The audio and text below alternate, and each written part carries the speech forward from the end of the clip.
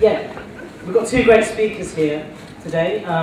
Andrew Murray, who's Chief of Staff of Unison, Deputy President of Stop the War.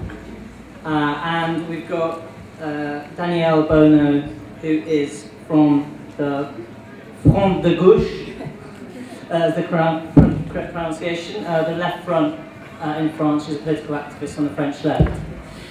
I'm going to let the speakers speak for about 15 minutes each, and then open up for discussions, so questions and contributions.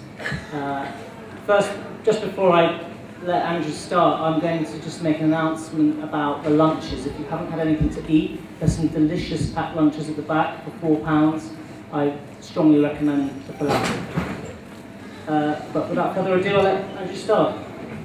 Well, thanks very much, Naz. If I could just slightly correct your introduction of me, it's Unite the Union, not Unite the Unison. That would be a merger too far for me. But anyway, thanks for the invite to speak today. And use that mic there. That mic there, Andrew. That will on the sound.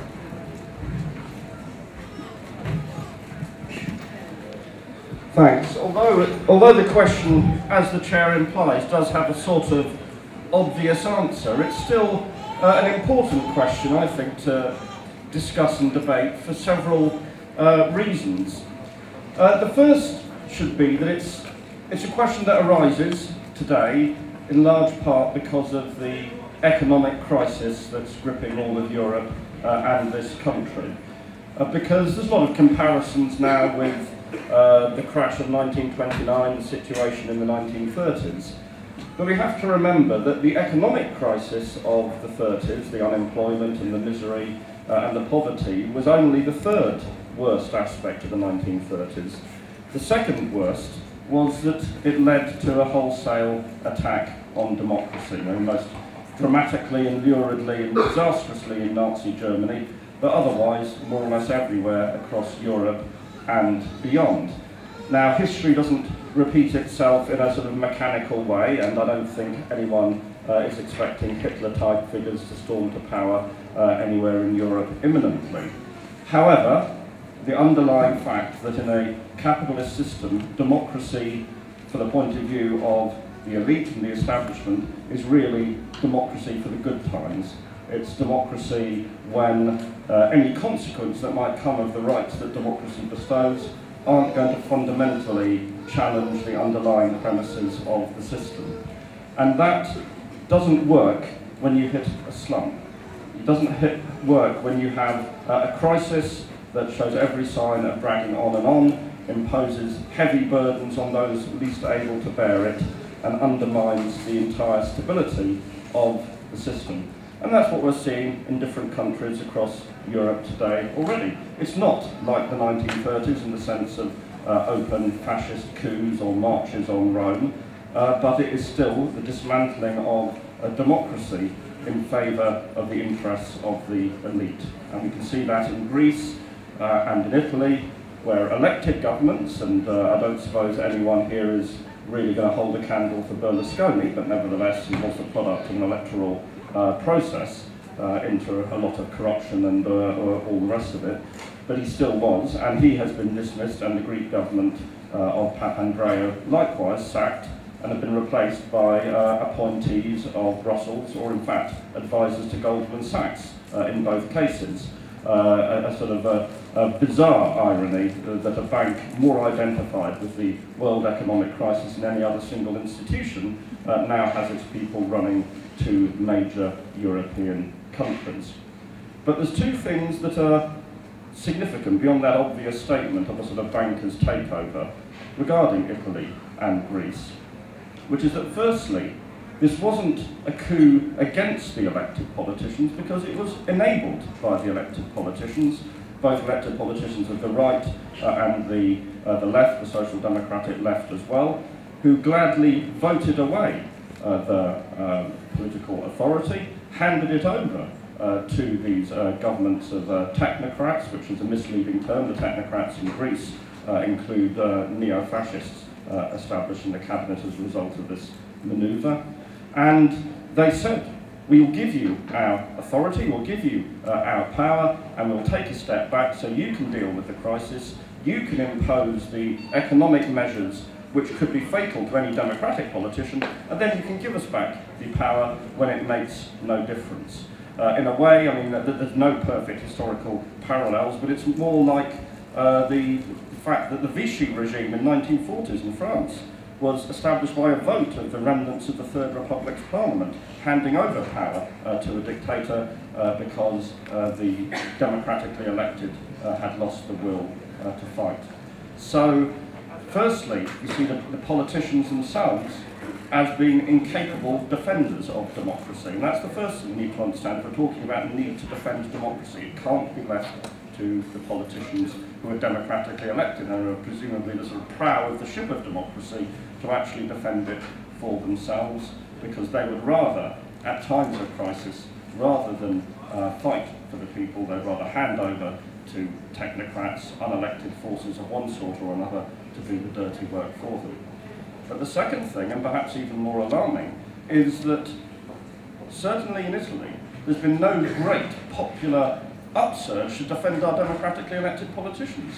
In Greece, the situation is somewhat different, but all the polling evidence shows that the two hitherto major parties are looking at a potentially disastrous result in the forthcoming Greek general election. Whereas in Italy, a general election isn't scheduled, I believe, until next year. And most people have shown so far an indifference to this sort of takeover by the bankers' representatives. And that isn't surprising, because you can see that anyone can understand these politicians have failed. They failed to stand up to the bankers' demands. They failed right politicians and left politicians as well in too many countries to actually articulate the people's interests, and they have, in a manner, disgraced themselves. So actually, not only is it the case that the democratically elected politicians can't be trusted to defend democracy, by their conduct and by their record, they have itself often undermined it by betraying the trust of the people who voted for them.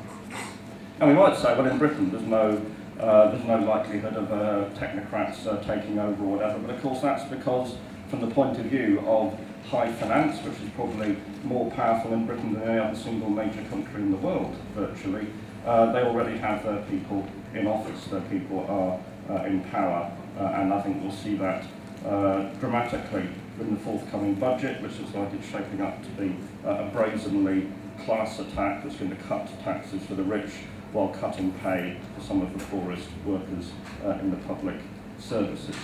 So there's no need, as it were, to have for those worried about the crisis to execute an anti-democratic, anti-parliamentary manoeuvre in Britain, because it all looks safe for them. But I think that, again, is misleading as well, because democracy is a power system, and those it has placed in power in Britain are, I think, on the brink of just as much discredit as they are in other countries across Europe. In fact, we have an elite, an establishment, a ruling class, which has disgraced itself multiply over the last 10 years in ways in which people fully understand and can see through. It took us bipartisan basis into a war in Iraq on the basis of what are now universally known to be lies, and in the teeth of the biggest movement of opposition this country has ever seen. They again, on a bipartisan basis, sold us a dud bill of goods in neoliberalism, told us it was no more boom and bust. Well, we had a phony boom and are now living through an epic bust. We've had the corruption of politicians exposed in the MP's expenses scandal. And I think generally the left possibly missed a trick there when there was a huge popular anger to actually start talking about what democracy really means, alternative concepts of democracy at a time when there was a tidal wave of disgust at the behaviour of elected parliamentarians, or many of them at any event, sweeping the country. So we in Britain have a discredited elite. I mean, so often you actually get a sort of the opportunity to actually have almost a picture of what it looks like. but we now actually have that picture, at least in our mind's eyes, if not in reality. Well, I don't believe no one took a picture of David Cameron on top of Rebecca Brooks' Metropolitan Police lone horse at the time. I'm sure that picture is out there somewhere, and it does sort of sum up the corruption of the banker's politician riding the policeman's horse loaned to Rupert Murdoch's hack, as it were. And that sort of sums up the state of the elite. Of course, if you want to sort of carry it forward to its conclusion, the horse is now dead. Which, you've got to feel sorry for the horse, because actually it's bad enough being a Metropolitan Police horse, being forced to charge at demonstrations, ferry less intelligent species around the capital. The least you deserve is dignity in retirement. But this sums up the state of our elite today. And that is in itself a danger to democracy. If you have a political elite that is completely discredited and is hanging on to power for its own interests as a part of a corrupt network of privilege.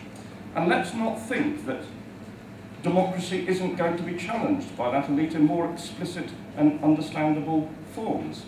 Because I have read in the last month articles in the Daily Telegraph by senior journalists, one's arguing it's time to say if you want to vote you have to pay at least £100 a year in tax. Well, that knocks out, of course, everyone who's not working immediately.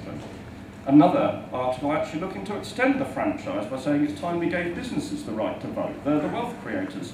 Take the City of London as a model of good governance, where of course the only people that get to vote are bankers and businessmen.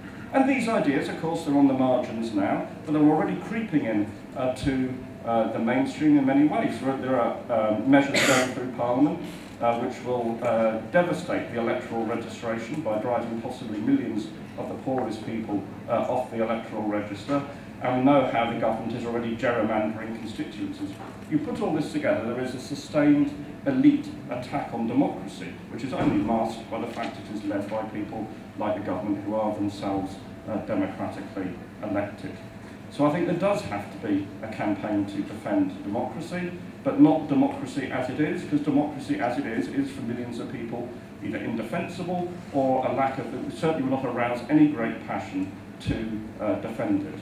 And in defending democracy, we have to rely, I believe, first of all, and unashamedly, on the labour movement in this country. If you list the achievements of a labour movement in this country and around the world, obviously paying conditions and lifting people out of misery over generations has been central, but so also has been the creation and the defence of such democratic rights as we enjoy. So I think the labour movement has a huge task to do, not in defending the status quo. If people think the status quo is democracy and democracy is the status quo, that's a dangerous position for us.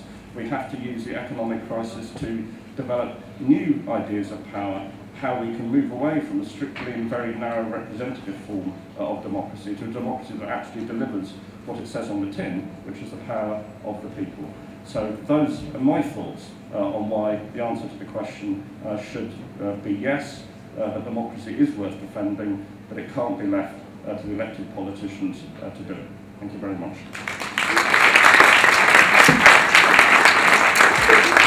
Thank you very much, Andrew.